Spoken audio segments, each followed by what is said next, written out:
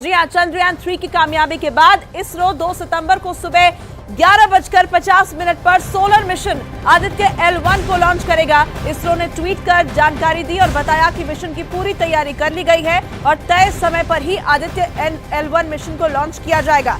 Mission Aditya L1 को लेकर इसरो ने पहली बार तस्वीरें भी जारी की है। 2 सितंबर को ये लॉन्चिंग होनी है और लॉन्च के लिए आदित्य L1 बिल्कुल तैयार है, जिसकी तस्वीरें आपको बता दें कि इसरो ने जारी की है। पहली तस्वीर आदित्य L1 की सामने आ चुकी है। इसरो ने ट्वीट कर ये जानकारी साझा की है कि मिशन का रिहर्सल जो है वो पूरा कर लिया गया है। आदित्य L1 का रिहर्सल पूरा हो चुका है। 2 सितंबर को इसकी लॉन्चिंग होनी है और चंद्रयान-3 की सक्सेस के बाद अब निगाहें जो है वो आदित्य L1 की सक्सेस के ऊपर टिकी हुई है। आदित्य L1 की ये पहली तस्वीर इस वक्त आप न्यूज़ 18 इंडिया पर देख रहे हैं। इसरो की तरफ से ये ट्वीट कर जानकारी दी गई है।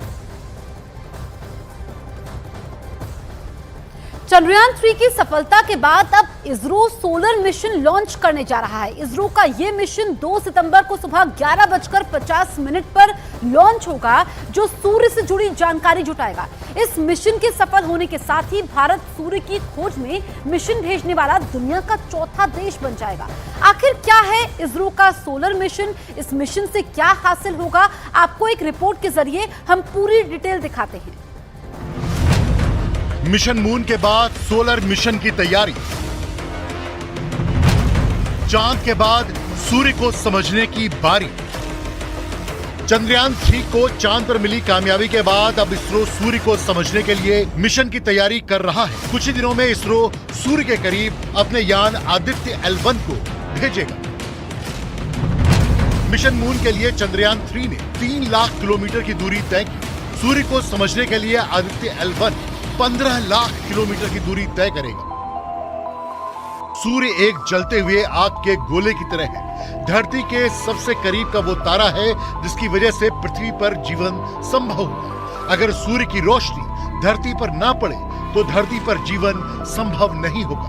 लेकिन कई जानकारों का मानना है कि एक वक्त ऐसा भी आ सकता है जब सूर्य से निकलने वाली सौर हवाओं की तीव्रता इतनी तेज हो जाएगी कि पृथ्वी और इसकी कक्षा में काम करने वाले सैटेलाइट्स काम करना ही बंद कर देंगे।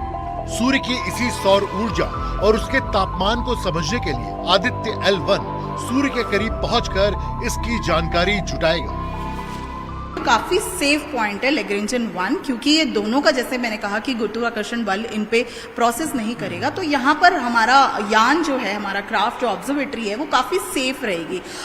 क्योंकि सूरज का तापमान जो है वो वेरी करता है। उसका इंटरनल कोर का तापमान अलग है और बाहर का स्फेयर का तापमान जो है वो अलग है, परंतु इस लैग्रेंजियन 1 पॉइंट पर इस तापमान का असर नहीं पड़ेगा।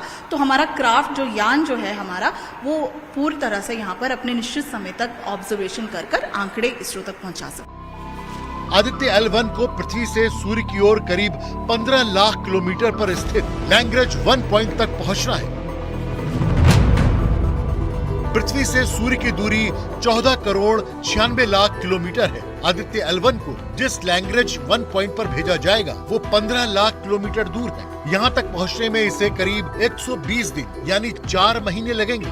धरती और सूर्य के बीच कुल 5 लैग्रेंज पॉइंट हैं। इन पॉइंट्स पर गुरुत्वाकर्षण सेंट्रीपेटल फोर्स के बराबर हो जाता है, मतलब अंतरिक्ष यान कम ईंधन में सूर्य के चक्कर लगा सकता है। हालांकि आदित्य L1 मिशन को सभी 5 लैग्रेंज पॉइंट को ध्यान में रखते हुए तैयार किया गया है, लेकिन मिशन को कामयाब बनाने के लिए यह जरूरी है कि आदित्य L1 को उस पॉइंट पर भेजा जाए जहां मिशन के सफल होने की संभावना ज्यादा हो और जटिलताएं कम।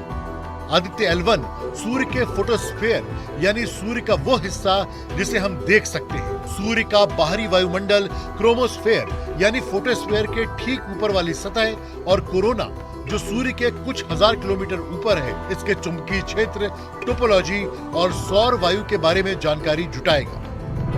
वो जो आदित्य L1 मिशन है वो उसको L1 क्यों कहा गया है? हाँ, मैं यही पूछने वाली थी कि आदित्य मिशन तो समझ आता है, लेकिन L1 क्यों? जी हाँ, L1 एक ऐसा जो सन और अर्थ है उसके बीच में एक ऐसा पॉइंट है, एक ऐसी जगह है जहाँ पे दोनों की जो गुरुत्वाकर्षण बल है, जो ग्रेविटी है, उसका इफेक्ट नहीं होता है। अच्छा। उस स्पेशल पॉइंट पे जो है हम इस हमारे ऑब्जर्वेटरी को, आदित्य L1 ऑब्जर्वेटरी को वहाँ पे हम प्लेस करेंगे, ताकि, और दूसरी खास बात है इस पॉइंट की कि इस पॉइंट से हमें सन जो है बिना किसी झंझट के, बिना किसी एक्लिप्स के, बिना किसी एकल्टेशन के पूरे टाइम विजिबल रहेगा और हम पूरी तरीके से उसकी स्टडी कर सकेंगे।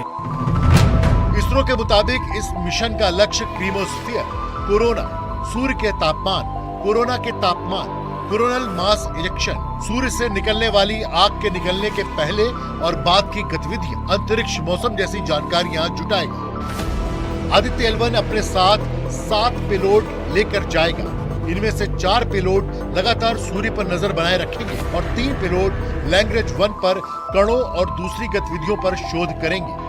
सूर्य की जानकारी जुटाने के लिए आदित्य L1 को लॉन्च कर भारत ऐसा करने वाला चौथा देश बन जाएगा।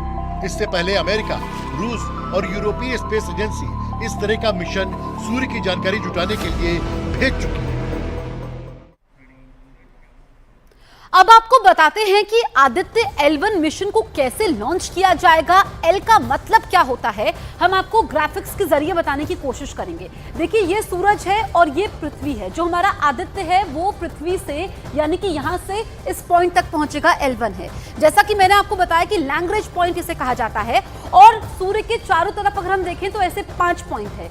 ये L1, L2, इसके अलावा L3, L4 और L5। लेकिन जो हमारा मिशन है वो दरअसल यहाँ पर है, इस पॉइंट पे है। L1 पृथ्वी से लगभग 15 लाख किलोमीटर दूर है और इसरो का आदित्ययान इस L1 पॉइंट तक पहुंचेगा और ये सूर्य से जुड़ी जानकारी यहाँ तक पहुंचाएगा। जो एक्सपर्ट्स हैं वो ये कह रहे हैं क्योंकि इस L1 पॉइंट से सूर्य बिल्कुल क्लियर दिखता है, यानी कि जितनी भी तमाम जानकारियां जो हासिल होंगी वो L1 पॉइंट के जरिए होगी। ऐसे में ये स्पेशल पॉइंट है जहां पर हमारा मिशन पहुंचेगा, यानी कि पृथ्वी से यहां तक पहुंचेगा और L1 के जरिए सूर्य से जुड़ी जानकारियां लोगों तक पहुंच पाएंगी।